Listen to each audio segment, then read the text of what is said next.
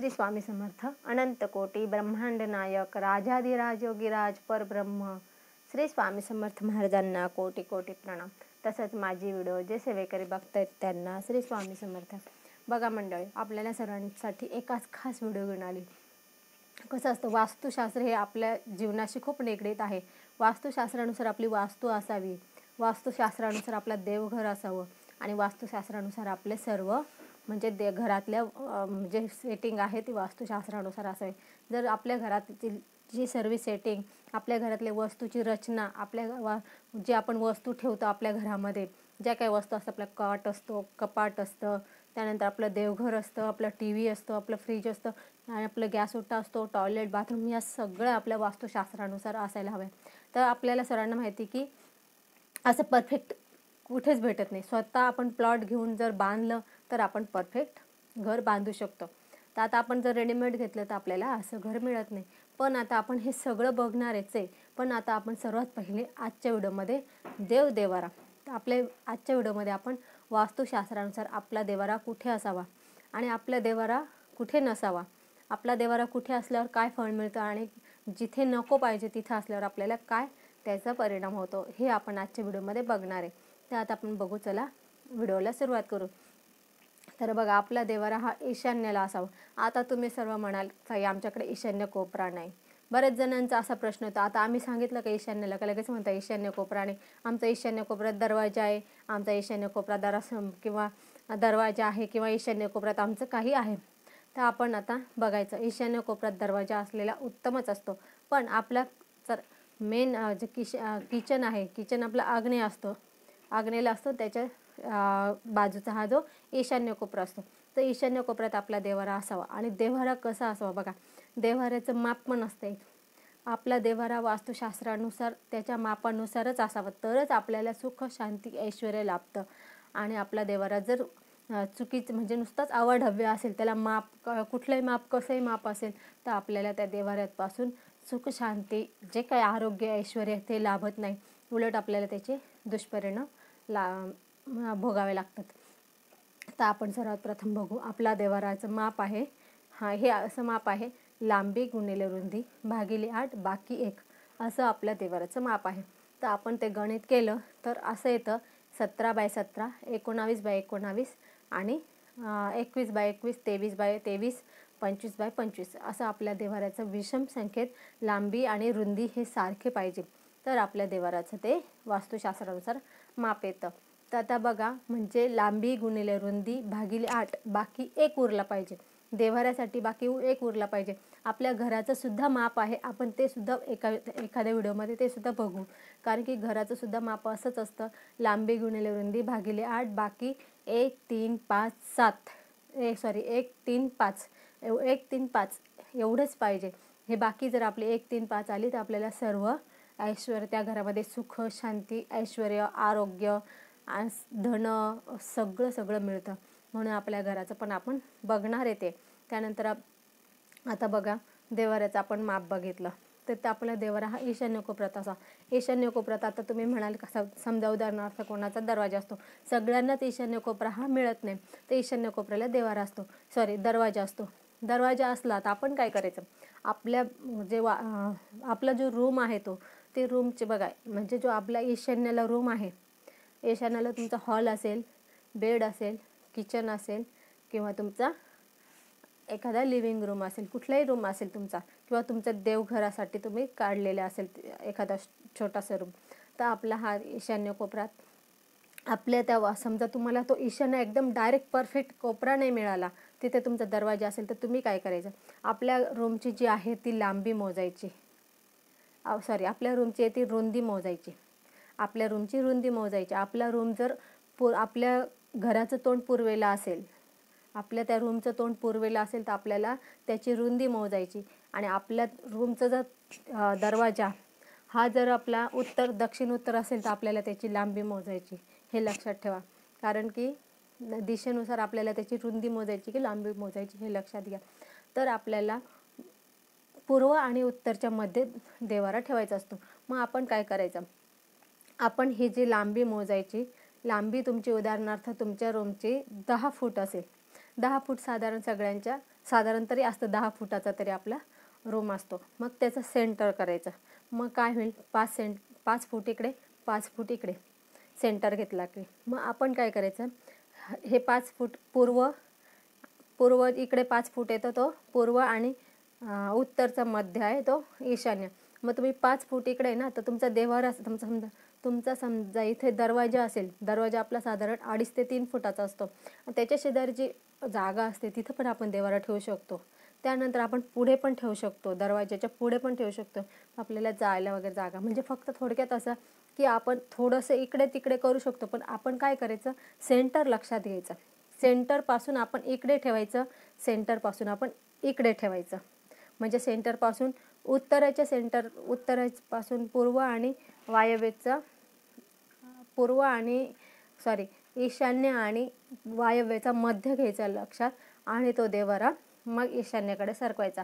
आणि इकडे काय करायचं, दक्षिण आणि उत्तर याचा आहे तो आपला पूर्वच्या भागाला आपण देव्हारा घेणार, पण दक्षिण आणि उत्तरचा मध्य सेंटर लक्षात घ्यायचा आणि उत्तरेकडे देव्हारा सरकवायचा, म्हणजे तो ईशान्य कोपरा होतो.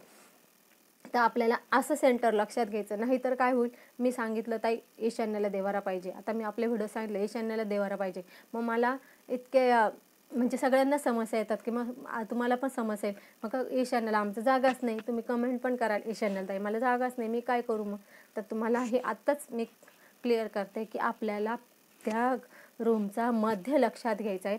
मध्य लक्षात घेऊन आपण त्या उच्चम दिशेला आपण देव्हारा ठेवायचा. तर आपला देव्हारा असा ईशान्येला ठेवायचा. आता आपल्याला हे लक्षात आलं असेल की ईशान्य दिशा आपण कुठून मोजायची. त्यानंतर आता बघा, ईशान्येला देव्हारा ठेवल्यानंतर आपल्याला काय काय मिळतं, सुख, शांती, ऐश्वर्य, आरोग्य, धन. हे 5 गोष्टी म्हणजेच आपल्याला ह्या 5 गोष्टी म्हणजे आपल्याला सर्वस्व आहे. तर आपल्याला त्या ईशान्येला देव्हारा ठेवल्याने आपल्याला सर्वस्व मिळतं. आता त्यानंतर आता बघा, ईशान्येला देव्हारा ठेवल्यामुळे आपल्याला काय मिळतं हे आपण बघितलं. आता आपण कुठल्या दिशेला देव्हारा ठेवू नये, आणि ठेवला असला समजा तर तिथे काय काय आपल्याला त्याचे दुष्परिणाम भोगावे लागतात हे बघू. आता आपल्याला ईशान्य झाला, त्याच्यासमोर आहे आपला आग्नेय, बरोबर. ईशान्येच्या समोर आपला आग्नेय असतो. आग्नेयाला जर आपला देव्हारा असला, आग्नेयाला देव्हारा असू नये, आग्नेयाला देव्हारा असला ती देवांना चटके बसतात, कारण की ती अग्नीची दिशा आहे आणि त्या दिशेला सतत अग्नी धगधगत असते, आणि त्यामुळे काय होतं, तिथं देवाला चटके बसतात.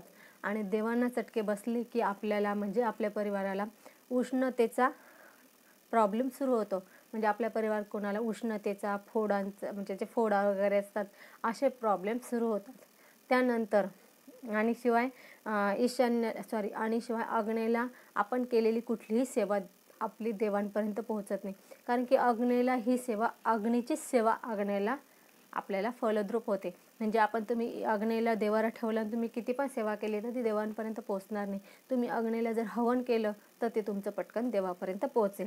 असं आपलं आग्नेय दिशेचं वास्तूनुसार आपल्याला आग्नेय दिशेत देव्हारा असू नये. त्यानंतर झालं आता त्याच्या पुढचं समोरची दिशा आली नैऋत्य दिशा. आता नैऋत्य दिशेला आपण देव्हारा ठेवू नये. आता तुम्ही म्हणाल का, नैऋत्य दिशा ही पितरांची दिशा आहे, पितरांची दिशा आहे. नैऋत्य दिशेला आपण पितरांचे फोटो लावायचे, पण आपण देव्हारा ठेवायचा नाही, कारण की देव्हारा तिथं ठेवला तर आपल्याला पितरांचे, आणि आपण जर नैऋत्येला देव्हारा ठेवला तर आपण केलेल्या पूजेचा आपल्याला फळ मिळतच नाही, उलट आपल्याला त्याची एकदम हानी होती. आपल्या शरीराची शारीरिक हानी होती, मानसिक हानी होती आणि आर्थिक हानी होती. आता तुम्ही म्हणाल कसं. आणि एक सर्वात महत्त्वाची म्हणजे जर आपला देव्हारा नैऋत्य दिशेला असेल तर त्या घरावर करणी बाधा जास्त प्रमाणात होती. करणी बाधेचं शक्यता जास्त असते, आणि कोणी करणी बाधा केली तर त्याला ती पटकन कॅच करते. ती करणी बाधा त्या व्यक्तीला कॅच करते, आणि मग काय होतं, तुम्ही कायम त्याच्यातच गुरफटलेले राहतात. तुमची प्रगती होत नाही ना, काहीच होत नाही ना, तुमची प्रगती होणार ना काही होणार. ती फक्त पितरांची दिशा आहे, त्यामुळे पिशाच्य दिशा पितरांची दिशा आहे. त्यामुळे तिथं जर तुम्ही पितरांची सेवाच करायची आणि त्या दिशेला पितरांची सेवा केली तर तुम्हाला पितरांचा कृपा आशीर्वाद मिळतो आणि देवांचा कोप होतो. आणि मग असं आपल्याला हे जे काही दुष्परिणाम हे आपल्याला भोगावे लागतात. आरोग्याची हानी, शारीरिक हानी, त्यानंतर मानसिक म्हणजे आपलं मानसिक आपल्याला खूप त्रास होतो. त्यानंतर करणी बाधा तर आपल्याला खूप होते, आपल्या घरावर करणी बाधा खूप प्रमाणात होत असते. त्यामुळे आपल्याला नैऋत्येला देवारा हा चुकूनही ठेवायचा नाही. देवारा सोडा, पण एखादा छोटासा फोटोसुद्धा आपण देवांचा एखादा छोटासा फोटोसुद्धा आपण तिथे लावायचा नाही. तो जरी तुम्ही लावला किंवा चिटकवला किंवा तुमच्याकडे अशी लग्नाची पत्रिका वगैरे येतात, असे कुठले पण आपल्या देवांचं असतं, ते जरी तुम्ही तिथे ठेवले तरी तुम्हाला त्याचे असर झाल्याशिवाय राहणार नाही. म्हणून आपण चुकूनसुद्धा नैऋत्य दिशेला ह्या गोष्टी ठेवायच्या नाही. देवांची मूर्ती, फोटो कुठलेही ठेवायचे नाही. त्यानंतर आपल्याला आले आता वायव्य दिशा. तर वायव्य दिशेला आपण देवारा ठेवायचा नाही. का की वायव्य दिशा ही वाऱ्याची दिशा आहे आणि वायव्य दिशेला जर आपण देवारा ठेवला, त्यात देव असतात, त्या देवांची सेवा केलेली सेवा आपल्याला फळ लागत नाही. ती आपण किती सेवा केली ते वाऱ्यासारखी निघून जाते. आणि सर्वप्रथम म्हणजे सर्वात महत्त्वाचं की वाऱ्यासारखा पैसा खर्च होतो. आपला जर देवारा वायव्य दिशेला असेल तर तुमचा वाऱ्यासारखा पैसा खर्च होईल आणि तुमचा म्हणजे हिशोब पण लागणार नाही. म्हणून आपला हा देवारा वायव्य दिशेला असूच नाही. वायव्य दिशा ही वायूची दिशा आहे, म्हणून वायूची दिशा आहे, म्हणून आपली जी सेवा ही वायूसारखी वाऱ्यासारखी निघून जाते. आपल्याला त्याची फलश्रुती मिळत नाही. म्हणून आपण ह्या चारही दिशामध्ये फक्त आपण ईशान्येलाच देवारा ठेवायचा. आता आपण बघू देवाऱ्यात कुठले देव ठेवणे. आता आपण बघितलं की आपला देवारा कुठल्या दिशेला असावा, पण आपण देवाऱ्यात कुठले देव ठेवणे हे बघू. सर्वप्रथम आपण काय करायचं, आपल्या देवारामध्ये कुठले देव असावे आपण मागच्या व्हिडिओत बघितलं, तरी मी पुन्हा सांगते. आपल्याकडे दगडू हलवायचा जो गणपती आहे, पुण्याचा जो गणपती आहे बघा दगडू हलवायचा, तो दगडू हलवायचा जो गणपती आहे त्या गणपतीची मूर्ती पाहिजे. त्यानंतर आपल्याकडे बाळकृष्ण पाहिजे, त्यानंतर अन्नपूर्णा पाहिजे आणि महादेवाची पिंड. आपल्याकडे हे 4च पितळी मूर्त्या पाहिजे. आपल्याकडे ह्या 4च पितळी मूर्त्या पाहिजे आणि आपल्याकडे घंटी आणि शंख एवढे 4 पाहिजे आणि एवढे पाहिजे. त्यानंतर आपल्याकडे जर टाक आपल्याकडे असेल तर आपल्याकडे कुलदेवीचा टाक, खंडोबाचा टाक म्हणजे कुलदैवताचा टाक असावा आणि आपल्याकडे पितरांचा टाक. आता समजा उदाहरणार्थ कसं असतं, आता आम्ही बघतो कधी कधी आमच्याकडे प्रश्न उत्तराला येतात ना, ते बऱ्याच जणांकडे काय असतं, जे पितृ टाक असतो ना, तर तो जोडीचा असतो. मग जोडीचा असणं म्हणजे आता बघा जोडीचा टाक कधी असावा, जर एखादी स्त्री सवाष्ण वारली तर तिचा आणि तिच्या पतीचा जोडीचा टाक करू शकतो. परंतु एखादी स्त्री जर विधवा वारली तर तिचा टाक आपल्याला देवाऱ्यात ठेवायला चालत नाही. तर बरेच जण काय करतात की सोनाराकडे गेले का सोनार म्हणतं घेऊन जा, जोडीचाच करायला लागतो. सोनाराचं ऐकून जोडीचा घेऊन घेतात. सोनाराकडे जे अवेलेबल असतं तो ते खपवायच्या मागे असतो आणि ते घेऊन घेतात. मग त्याचे दुष्परिणाम त्यांना इतके भोगावे लागतात, कारण की विधवा महिलेचा टाक देवाऱ्यात ठेवायचा नसतो. तिला देवाऱ्यात बसण्याचा अधिकार नसतो, म्हणून आपण तो ठेवायचा नाही. तो जर ठेवला तर आपल्या परिवाराला सगळ्या गोष्टीतून हानी निर्माण होते, सगळ्या गोष्टीत हानीच आपल्याला होत असते. म्हणून आपल्याला विधवा स्त्रीचा टाक ठेवायचा नाही. जर आपले जे काही पितृ असेल ती जर आपले सवासनं गेली असेल तरच आपण तिचा टाक जोडीचा ठेवायचा. आता बघा जर विधवा असेल तर आपल्याकडे जे पितृ असेल म्हणजे आपले जे वडील असतील तर त्यांचा फक्त एक सिंगल टाक ठेवायचा. पुरुष टाक भेटतो आपला सोनाराकडे, फक्त पुरुष टाक ठेवायचा सिंगल. त्यानंतर बघा आपल्या देवाऱ्यामध्ये सेंद्रिय दैवत ठेवायचे नाही. आता सेंद्रिय दैवत म्हणजे कोणते, वीर, मुंजा, त्यानंतर त्या आसरा पण ठेवणे. त्यानंतर आपल्या देवाऱ्यामध्ये वीराचा टाक ठेवणे, जो वीर असतो तो, मुंजा, त्यानंतर आसरा, त्यानंतर जे बाळंतीणबाईचा टाक पण कोणी करतं तो टाक ठेवणे. त्यानंतर दुर्गादेवीचा टाक ठेवणे. दुर्गादेवीचा पण टाक आपल्या देवाऱ्यात ठेवायला चालत नाही. त्यानंतर आपल्या देवाऱ्यामध्ये दैत्य देवीचा टाक ठेवणे. बरेच जणांच्या आता आम्ही बघतो देव तपासायला येतात ना आमच्याकडे, बघतात दैत्य देवीचा टाक पण असतो. दैत्य देवीचा टाक आणि दुर्गादेवीचा टाक किंवा मूर्ती देवाऱ्यात ठेवणे, कारण की ते जेव्हा देवी ही युद्ध करायला निघते तेव्हा तिची पोझिशन असते ती वाघावर जाण्याची. तर ते मग काय होतं, दैत्यांचा संहार करायला जाते. मग आपल्या घरातलं वातावरण तसंच होतं, म्हणून आपल्याला ते ठेवायचं नसतं. आणि सेंद्रिय दैवत, आता म्हटलं सेंद्रिय दैवत ठेवायचं नाही, तर सेंद्रिय दैवत का नाही ठेवायचं की सेंद्रिय दैवत जर आपण देवाऱ्यात ठेवलं म्हणजे मुंजा असेल, तुमचा वीर असेल, आणखी सेंद्रिय दैवत जे असतील ते जर ठेवले तर आपले जे देव आहे ते आपले काम करत नाही. म्हणजेच ते आपले जे काही आपण त्यांच्याकडे काही मागतो तर ते आपल्याला देत नाही, कारण की हे मुंजामुळे त्यांना ते करायला परवानगी नाही मिळत, म्हणून ते आपलं काही कुठलंही काम करत नाही. म्हणून म्हणतात की जर देवाऱ्यामध्ये सेंद्रिय दैवत असेल तर आपल्याला आपले देव काम करत नाही, म्हणून आपण सेंद्रिय दैवत देवाऱ्यात ठेवू नये. त्यानंतर मारुतीचा फोटो मूर्ती ठेवणे. आज मी एका ताईंकडे पाहिलं मारुतीचा फोटो देवाऱ्यात, त्यांनी तर टाकच केला आहे. मारुतीचा फोटोसुद्धा देवाऱ्यात ठेवणे. मारुती हा ब्रह्मचारी आहे. मारुती ब्रह्मचारी असल्यामुळे मारुतीला आपली सावली चालत नाही, महिलांची सावली चालत नाही. आणि आपलं सगळं म्हणजे आपण केवढं शुचिर्भूत राहत नाही, त्यामुळे आपले सगळे त्याच्यावर सावली पडल्यानंतर त्याचा कोप होतो, त्याचे आपल्याला दोष लागतात. आणि दुसरी गोष्ट, जर मारुतीचा फोटो मूर्ती तुम्ही देवाऱ्यात ठेवलं तर तुमचा वंश खंडित होत असतो. म्हणून आपण कधीही मारुतीचा फोटो मूर्ती देवाऱ्यात ठेवायचे नाही. भले तुम्हाला मारुतीचा फोटो ठेवायचा असेल तर तुम्ही घराच्या वरती, आपल्या घरामध्ये वरती दक्षिण भिंतीला वरती तुम्ही लावू शकतात. वरती लावायचा, आपला हात पुरणार नाही असं लांबून तुम्ही दर्शन वगैरे घेऊ शकतात. वरती लावायचा दक्षिण भिंतीला, असा आपण मारुतीचा फोटो लावू शकतात, पण कधी कुठे वरती. त्यानंतर आपण आपल्या देवाऱ्यामध्ये कोणी दिलेले देव ठेवणे. आपल्याला काय असतं, मैत्रिणीने आणले ठेवले, आजीने आणले ठेवले, मावशीने आणले ठेवले, मामाने आणले ठेवले, भावाने आणले ठेवले, असे आपण देवाऱ्यात कोणी पण दिले का देव ते ठेवतो. तो आपण कोणी दिलेले देव देवाऱ्यात ठेवायचे नाही, कारण की आपण जेव्हा त्या देवांची सेवा करू तर ज्यांनी दिलेले देव आहे त्यांना त्याची सगळी फलश्रुती त्यांना मिळते, आपल्याला काही मिळत नाही, म्हणून आपण ठेवायचे नाही. त्यानंतर आणखी एक आहे की आपल्या देवाऱ्यामध्ये आपण गणपती हा पाय सोडलेला ठेवायचा नाही. गणपती पाय सोडलेला ठेवला किंवा उजव्या सोंडेचा गणपती ठेवायचा नाही. पाय सोडलेला गणपती ठेवला की आपल्या घरामध्ये मतभेद होतात, पती पत्नीचे मतभेद होतात. आणि उजव्या सोंडेचा गणपती ठेवला तर त्याचे व्रत कडक आहे, त्याला रोजचे अभिषेक आरती, त्यानंतर मोदकाचं नैवेद्य, त्यानंतर त्याला शुचिर्भूतता लागते. त्याला सकाळी आपण उठल्यानंतर सावली चालत नाही आणि इतर कोणाची अशी बाहेरच्या आलेल्यांची पण सावली चालत नाही. त्यामुळे त्याचं व्रत हे कडक आहे, म्हणून उजव्या सोंडेचा गणपती आपण देवाऱ्यात किंवा घरात ठेवायचा नाही. ते घेतानाच आपण डाव्या सोंडेचा घ्यायचा. असे आपल्या देवाऱ्यामध्ये कोणते देव असावे, कोणते देव नसावे आपण आजच्या व्हिडिओमध्ये बघितलेलं आहे. त्यानंतर घंटी असते ती प्लेन असावी. बऱ्याच जणांच्या घंटीवर आहे ना वरती असं मारुती किंवा गरुड असतं, तर हे सुद्धा आपण आपल्या घंटीला असू नये.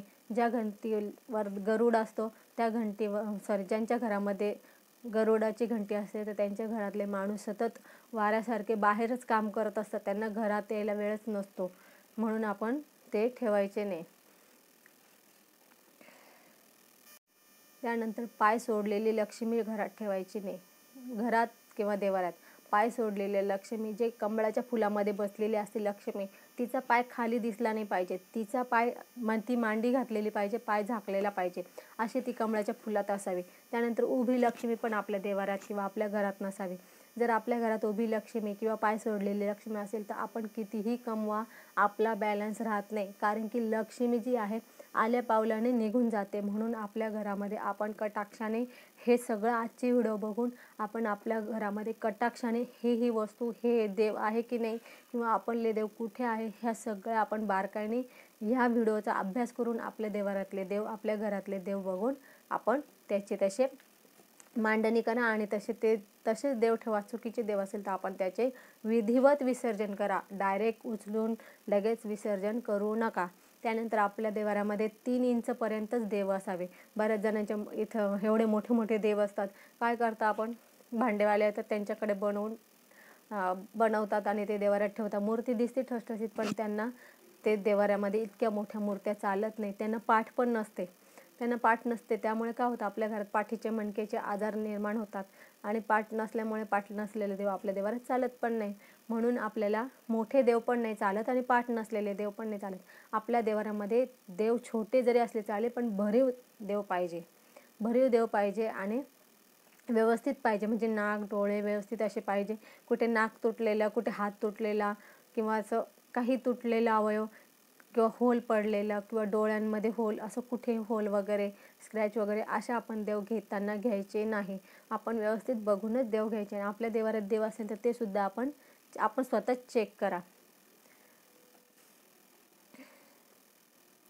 त्यानंतर आहे शंख. शंख बघा, आपल्या देवाऱ्यामध्ये दक्षिणवर्ती शंख असावा, नर शंख असावा, मादी शंख असू नये. मादी शंख म्हणजे असे त्याला दातं असतात बघा, तो शंख आपण देवाऱ्यात ठेवायला चालत नाही. म्हणून आपण हे वास्तुशास्त्रानुसार आणि वास्तुशास्त्रानुसार आपण असाच आपला देवारा अशा दिशेला ठेवा. आणि आपल्या अध्यात्मशास्त्रानुसार आपल्या देवाऱ्यामध्ये हेच देव ठेवा. आणि आपण आजच्या व्हिडिओमध्ये बघितलं कोणते देव ठेवावे आणि कोणते देव ठेवू नये. तर हे सगळं बघितलं आपण ह्या व्हिडिओचा कटाक्षाने अभ्यास करा आणि आपल्या देवाऱ्यातले देव आपण स्वतःच तपासा, म्हणजे आपल्याला दुसऱ्याकडे जायची गरज पडणार नाही. झाले आपले असे हे देवाऱ्यातले देव असावे. याच्यामुळे आपल्याला ऐश्वर्य, सुख, धन, आरोग्य, ऐश्वर्य सर्व लाभतं. आणि चुकीच्या देवामुळे आपले सगळे हानी होते, म्हणजे ऐश्वर्य, सुख, आरोग्य, धन, ऐश्वर्य, सुख, शांती याची सर्वांची हानी होती. म्हणून आपण आपले देव असेच देवाऱ्यामध्ये ठेवा आणि हेच देव ठेवा. आणि जे नको ते देवाची विधिवत विसर्जन करा. बघा, तुम्हाला त्याचा एकदम छान रिझल्ट येईल, एकदम छान अनुभव येईल. तुम्ही सर्व हे अध्यात्मशास्त्रानुसार देव बनवले तर आणि देवाऱ्यात देव ठेवले तर. अशी आपली ही व्हिडिओ होती, अशी आपली ही आजची माहिती होती. झालेली सेवा महाराजांच्या चरणी अर्पण करू. आपल्याला जर माझी व्हिडिओ आवडली असेल तर लाईक, शेअर, कमेंट करा आणि माझ्या चॅनलला सबस्क्राईब करा. श्री स्वामी समर्थ.